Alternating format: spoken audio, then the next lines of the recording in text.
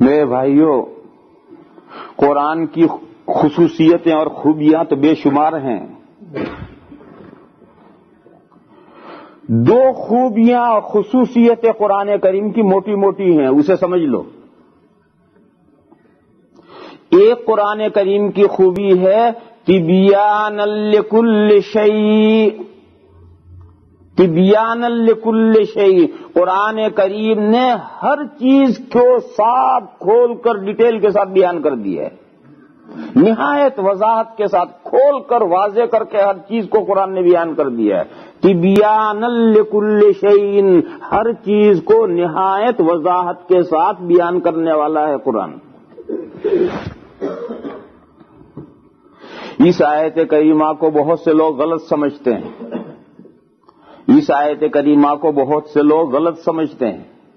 وہ یہ سمجھتے ہیں کہ قرآن کریم میں ہر علم ہے، سائنس بھی اس میں ہے اور جغرافی بھی اس میں ہے اور الجبرا بھی اسی میں ہے اور یہ بھی ہے اس میں، ریاضی بھی اسی میں ہے، میتھمیٹک بھی اسی میں ہے، تاریخ بھی اسی میں ہے.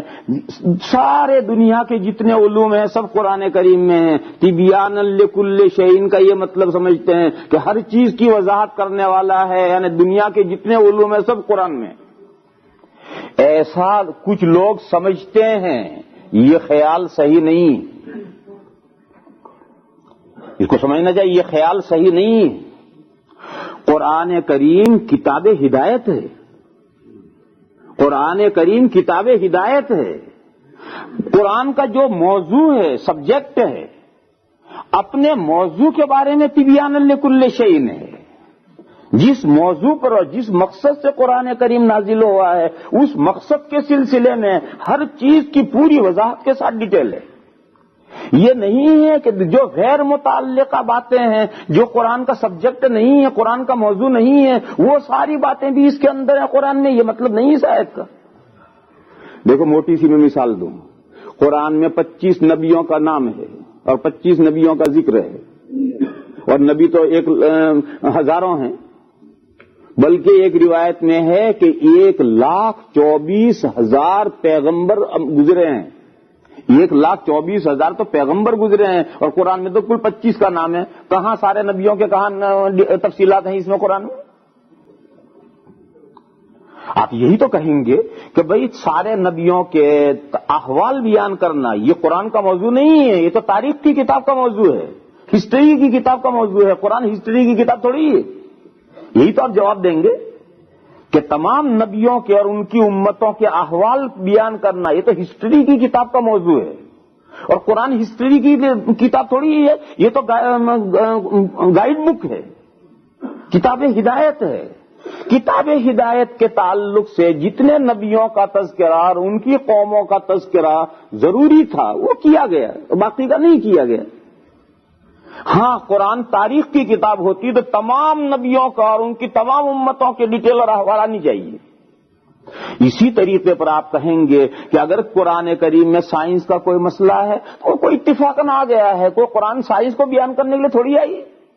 قرآن میں اگر ریاضی کا کوئی مسئلہ ہے، میتھمیٹک کا کوئی مسئلہ ہے تو اتفاقاً کوئی مسئلہ آ گیا ہے. کوئی میتھمیٹک کے سارے مسئلے بیان کرنے کے لیے قرآن کریم تھوڑی ہے. قرآن کریم میں کوئی جغرافی کا مسئلہ ہے تو وہ اتفاقاً کوئی مسئلہ آ گیا ہے. کوئی جغرافی پڑھانے کے لیے قرآن کریم تھوڑے نازل ہوگا. ہاں دین سے تعلق رکھنے والے، دین کو سمجھانے کے لیے قرآن کریم نازل ہوا ہے اور دین کو سے تعلق رکھنے والے ہر مسئلے کو نہایت وضاحت کے ساتھ قرآن کریم نے بیان کیا ہے. تو قرآن کریم تبیان لکل شیء ہے اپنے موضوع کے تعلق سے، دین کے تعلق سے. تو ایک تو قرآن کریم کی خصوصیت اور خوبی یہ ہے. پھر کوئی بھائی یہ سوچتے ہوں گے کہ دین کی ساری باتیں قرآن میں کہاں ہیں؟ اگر ساری باتیں قرآن کریم میں ہیں تو پھر حدیث کی کیا ضرورت ہے؟ تو یہ بہت لمبا موضوع ہو جائے گا. دوسری طرف ہم چلے جائیں گے تو بہت لمبی بات ہو جائے گی. مختصر طریقے پر آپ یوں سمجھیں کہ کسی بھی ملک کا جو قانون ہوتا ہے تو ایک تو قانون کی کتاب ہوتی ہے، پھر اس قانون کی پھر تشریحات ہوتی ہے، اس کی شرح ہوتی ہے. تو قانون کی شرحوں میں جو کچھ ہوتا ہے وہ قانون کی کتاب ہی میں سے مستنبط کیا جاتا ہے اور نکالا جاتا ہے. شرح کے اندر کوئی نیا مضمون بڑھایا نہیں جاتا ہے، اور اگر شرح میں نیا مضمون بڑھا جائے تو وہ تو پھر قانون کی کتاب ہی نہیں، شرح کرنے کا حق ہی نہیں اسے. تو احادیث شریفہ میں جتنے مضامین ہیں وہ قرآن کریم ہی کا ڈیٹیل اور تفصیلات ہیں. اب اس کی ساری بتانا سمجھانا کہ کس طرح سے یہ تفصیلات ہیں اور کیا صورت کس انداز، یہ بڑا لمبا موضوع ہے. آپ تو اجمالاً ذہن میں یہ بات رکھیں کہ قرآن کریم میں دین سے تعلق رکھنے والے تمام مسائل بیان کیے گئے ہیں، لیکن ان مسائل کو سمجھنا یہ اس کی ضرورت ہے، ہر آدمی کو نہیں سمجھ سکتا ہے. ان مسائل کو احادیث شریفہ میں سمجھایا گیا ہے. مثلا میں نے ایک موقع پہ کبھی 2-3 دن ہوا کہا تھا کہ قرآن میں اقیموا الصلاۃ کا نماز کو سیدھا کرو اور نماز کا اہتمام کرو اور نماز کو قائم کرو. قرآن میں یہ حکم آیا ہے، اس حکم کو سمجھانے سے متعلق رکھنے والی جو حدیثیں وہ 10,000 حدیثیں ہیں. 10,000 حدیثیں ہیں جو صرف اقیموا الصلاۃ کو سمجھاتی ہیں.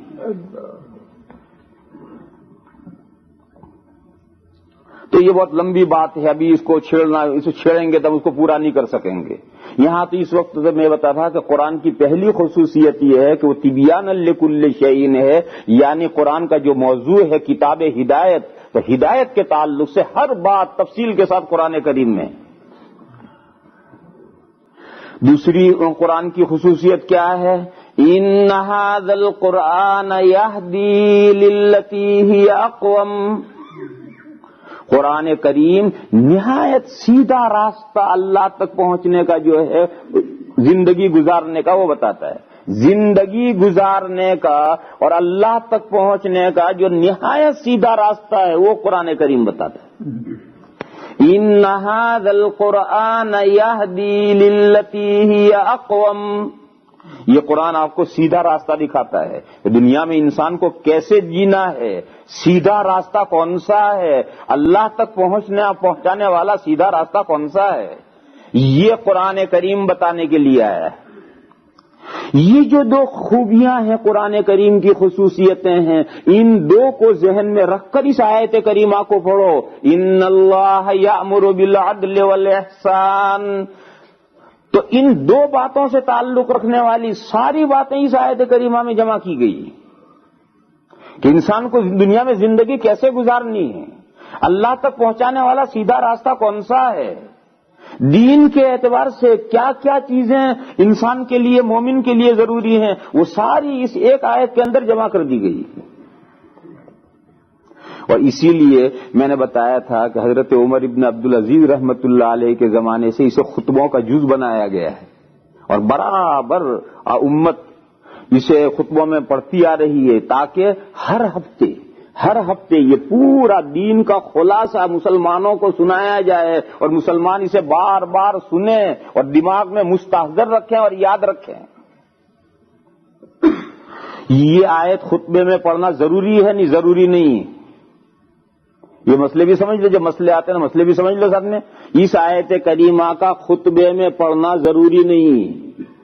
اگر کسی وجہ سے کوئی آیت کریمہ نہ بھی پڑھے تو بھی خطبہ ہو جائے گا.